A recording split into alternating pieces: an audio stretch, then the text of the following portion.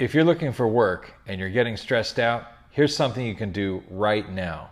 Despite all the thoughts and all the fears of everything that's going on, you can stop for 5 minutes and breathe slowly and get yourself into a different and relaxed state.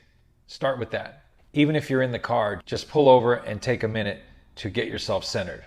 Once you're in that relaxed state, take out a nice clean sheet of paper and write down the top 5 things you need to get done today.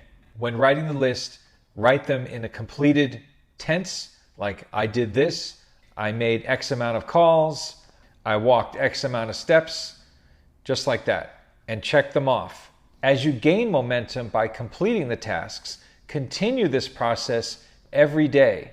What you'll find is life will start to open up for you right away, and things will come into your life that were previously unseen.